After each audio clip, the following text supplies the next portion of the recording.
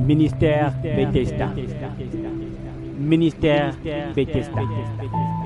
Ministère Bethesda. Bien-aimés, vous retrouverez dans le récit de Noé toutes les étapes par lesquelles passe une personne qui se convertit et qui donne sa vie au Seigneur. Vous allez noter que Dieu dit de façon explicite que la terre était corrompue. Genèse chapitre 6, verset 11. Et hier, nous avons essayé d'expliquer en disant que lorsque Dieu parle de la terre, il parle de l'individu, il parle de la personne. La terre, c'est le cœur d'une personne. Et vous savez que le cœur, c'est à votre cœur que l'on identifie qui vous êtes. La Bible dit, telles sont les actions d'un homme, tel est son cœur. Donc, vous, en fait, c'est votre cœur. Et le Seigneur Jésus nous a parlé de la parabole du sémeur en identifiant le cœur d'un être humain à une terre qui est soit sèche, soit rocailleuse, soit une terre qui peut facilement recevoir de la sémence, une terre qui est assaillie par des oiseaux qui viennent picorer ce qui a été planté, etc., etc. Donc la terre, dans le langage de la Bible, à quelques endroits, lorsque vous cherchez à comprendre la leçon que Dieu met dans une parole, souvent la terre symbolise l'individu, l'entité humaine, parce que cette entité-là est identifiée par rapport à son cœur. Parce que le cœur, ce sont les œuvres. Le cœur, c'est l'identité. Vous voyez? Et donc, on vous dit que la terre était corrompue. Là, c'est vraiment quelqu'un, puisque ça part de la genèse de la création de l'être humain, c'est comme quelqu'un qui naît, qui vient au monde. Une personne qui vient au monde, qui naît et qui arrive sur la terre et qui progressivement commence à se corrompre. Et vous voyez, tout ça, le Seigneur va toujours vous dire ça en utilisant des paraboles. Dieu parle toujours en parabole. De la Genèse à l'Apocalypse, la Bible est une parabole. C'est un recueil de métaphores. Ce sont des histoires qui sont authentiques, qui ont eu lieu historiquement, mais qui révèlent également des leçons. Vous comprenez? Et les gens qui étaient en face de Jésus étaient confrontés aux mêmes problèmes auxquels vous êtes confrontés aujourd'hui lorsque vous lisez la Bible. On vous dit que la Bible, c'est la parole de Dieu. On vous dit que Jésus, c'est la parole de Dieu. D'après Jean au chapitre 1, verset 1. Et quand Jésus parlait, les gens ne le comprenaient pas. Ils avaient l'impression que c'était contradictoire et parfois ça n'avait pas de sens. C'est comme vous lisez la Bible. Des fois, vous y retrouvez de la contradiction. Des fois, vous voyez que ça n'a pas de sens ce qu'on dit dedans. C'est normal parce que si vous prenez le côté littéral, le mot à mot, vous allez vous perdre. Vous avez besoin vraiment d'aller en profondeur pour comprendre ce qu'il essaie de dire. Tout comme hier, je vous ai pris l'exemple de Jésus qui dit « Détruisez le temple, je le rebâtirai en 3 jours. » Vous voyez? Et on voyait bien que ce type-là est fou. Il ne peut pas bâtir un temple en 3 jours. Mais c'est plus tard qu'on a compris ce qu'il voulait dire. Mais lui, il parlait selon le langage de Dieu. Et la Bible dit dans le livre de Marc, au chapitre 4, si ma mémoire est bonne, au verset 34, il leur parlait point sans parabole. Donc Jésus ne leur parlait jamais sans parabole. Et il ajoute, mais en particulier, c'est-à-dire à l'écart, il expliquait tout à ses disciples. Donc quand vous lirez une écriture, c'est bien, elle vous enseignera quelque chose. Mais il y a toujours un sens profond, en référence à ce que le Seigneur fait expérimenter à Ézéchiel, où il donne un rouleau qui était une sorte de support écrit, là où on avait écrit au-dessus et à l'intérieur. Vous voyez, Dieu s'exprime toujours en parabole. Donc quand le Seigneur te dit dans Genèse chapitre 6 verset 11, la terre était corrompue devant Dieu, il te parle de ton cœur. C'est ton cœur qui est corrompu. Il parle du cœur d'une personne qui est corrompue, le cœur de l'être humain en général, qui aux yeux de Dieu est corrompu. C'est de ça que Dieu est en train de te parler. Et alors, qu'est-ce que Dieu dit? Il décide de noyer la terre. Vous voyez? Donc, il donne une instruction à Noé, parce que dans chaque être humain, il y a un brin de conscience qui va interpeller une personne. Maintenant, à la personne de décider d'obéir à cette interpellation ou non. Et la Bible dit, dans Genèse chapitre 7, verset 1, l'Éternel dit à Noé, entre dans l'arche, toi et ta famille. Et hier, je vous ai parlé de l'ordre qu'il lui a dit, construis-toi une arche. Et nous avons tous vu que l'arche, sa constitution faisait que l'arche avait 3 étages. Et nous avons volontairement rappelé que même le tabernacle était subdivisé en 3 niveaux distincts. Et même le temple, et même le corps, toi qui m'écoutes, tu as 3 parties distinctes en toi. Vous voyez? Donc on a bien ressorti le fait que l'arche, c'est cet endroit où le Seigneur vient te rencontrer, où le Seigneur se recueille avec toi pour t'enseigner, pour prendre ce qui est encore bon, l'arroser et le faire germer. Vous voyez, c'est comme une retraite spirituelle que Dieu ordonne à Noé. Il lui dit, donc imaginez que la terre dont il est question, sur laquelle le déluge va tomber, c'est votre corps entier, c'est votre être entier. Et Dieu vous dit, va dans l'arche. Construis-toi une arche, va dans l'arche. Et dans cette arche, vous allez demeurer avec tout ce que Dieu veut préserver, tout ce à partir de quoi Dieu veut relancer votre vie en tant qu'un être moral. Et Dieu va faire pleuvoir pendant 40 jours et 40 nuits. Qu'est-ce que les 40 jours et les 40 nuits vous rappellent, bien-aimés dans le Seigneur? En vous, il y aura toujours une partie qui va obéir à Dieu. Même si c'est une voix infime, vous êtes plongé dans le péché. De temps en temps, votre conscience va vous interpeller. De temps en temps, vous entendrez la voix de Dieu dans votre cœur. Vous dire que la voie que tu es en train de suivre n'est pas bonne. Les décisions que tu prends sont des décisions qui te conduiront à ta perte. Il y a une voix qui vous parle à l'intérieur de toi. Ce que tu as fait n'est pas bien. Réponds-toi. Même si vous vous entêtez, mais il y a une partie de vous qui garde le réseau avec Dieu. Dieu pourra toujours vous contacter de là où vous vous trouverez. Vous voyez?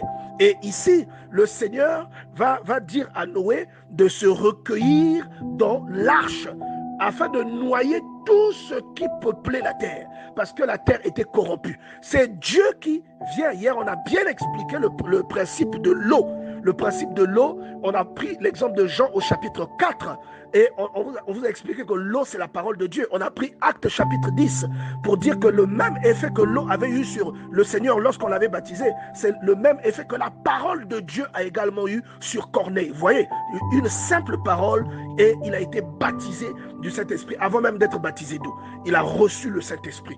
Donc l'eau, c'est la parole de Dieu. Donc c'est une sorte de retraite pendant laquelle Dieu va te demander de te recueillir et il va te purifier avec sa parole. Le problème, c'est qu'on parle de 40 jours. Ça vous fait penser à Jésus qui jeûne pendant 40 jours et 40 nuits. Ça vous fait penser à Moïse qui jeûne pendant 40 jours et 40 nuits. Ça vous fait penser à Élie, toujours 40 jours et 40 nuits. Mais lorsque le phénomène là se produit dans la conversion, le même phénomène, il peut se produire en quelques secondes. C'est-à-dire, vous pouvez en quelques secondes être convaincu du péché, faire votre repentance et être baptisé de l'Esprit. En quelques secondes. Vous voyez? Donc, une personne telle que ce que Noé est en train d'expérimenter ici, il est passé par la conviction du péché. C'est quand Dieu lui dit, la terre ne va pas bien, il faut maintenant que tu bâtisses une arche. Là, il est passé par la conviction du péché. Quand il commence à pleuvoir, là maintenant, c'est le baptême. Vous voyez? Et une fois qu'il est en train de subir ce baptême-là, ensuite intervient la justification où devant Dieu, il n'est plus du tout coupable parce que Christ a pris sa place. Est-ce que vous comprenez ce que cette parole est en train de dire? Et une fois qu'il est justifié, parce que le Christ a pris sa place, vous allez remarquer que Dieu va estimer que cette arche-là peut survivre et que Noé peut sortir. Donc l'eau, la pluie va cesser, l'eau va commencer à descendre. Là maintenant, c'est quelqu'un qui commence à mener une vie de sanctification qui vient après que vous ayez été justifié. Vous voyez? Donc, et là, le Seigneur va prendre maintenant ce qu'il y avait dans l'arche de toutes les espèces qui avaient été rassemblées pour séjourner dans l'arche. Chacune des espèces représente chacune des aptitudes que vous avez en vous. Chacune des espèces représente chacune des distinctions que Dieu a déposées en vous pour le royaume. Vos pensées, vos convictions, votre langage, votre habitude, l'utilité que vous avez pour les autres. Toutes ces choses qui peuvent œuvrer pour le Seigneur et pour son royaume. Toutes les choses qui servent des cuissons. Lorsque quelqu'un vous voit, il voit Dieu derrière vous. Ces choses-là, ici, sont représentées par des animaux de différentes espèces qui séjournent avec Noé dans l'arche. Il les préserve.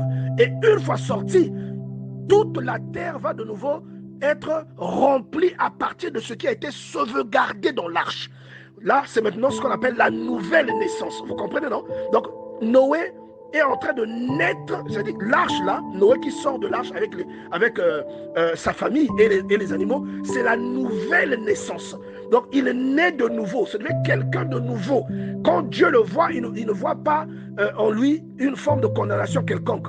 Et hier, on a expliqué aussi que l'arc-en-ciel est apparu dans le ciel. Pour la plupart d'entre nous, nous pensons que c'est l'arc-en-ciel que nous voyons, mais en réalité, c'est un symbole que Dieu prend. Parce que quoi? Dans l'arc-en-ciel, il y a 7 couleurs, d'accord? Et vous allez remarquer que la Bible nous parle souvent des 7 esprits de Dieu.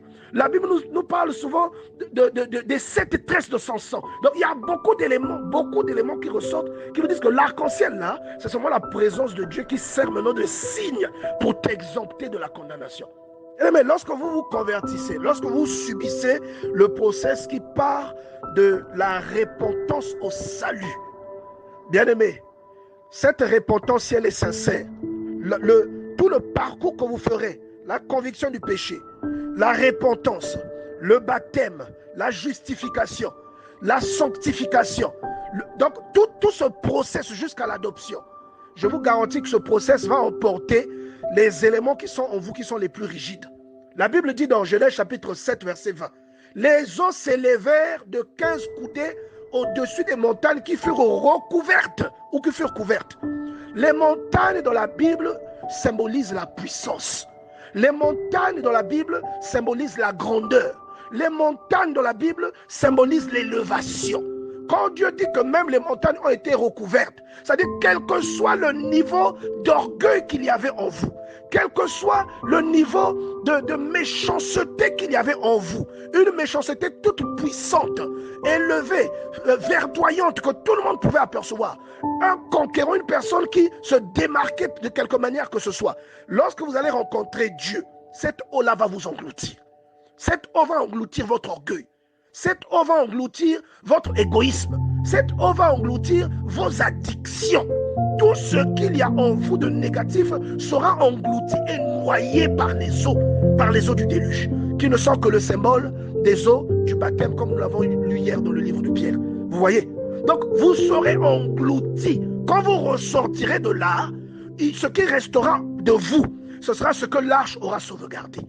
Ce sera ce que le lieu secret où vous rencontrez Dieu aura sauvegardé en vous. C'est tout ce qui subsistera. Et tout comme vous voyez que la terre a été repeuplée à partir seulement de ceux qui étaient dans l'arche, ça veut dire que vous aussi, votre nouvelle vie va démarrer à partir de ce que Dieu préservera en vous, qu'il estimera utile.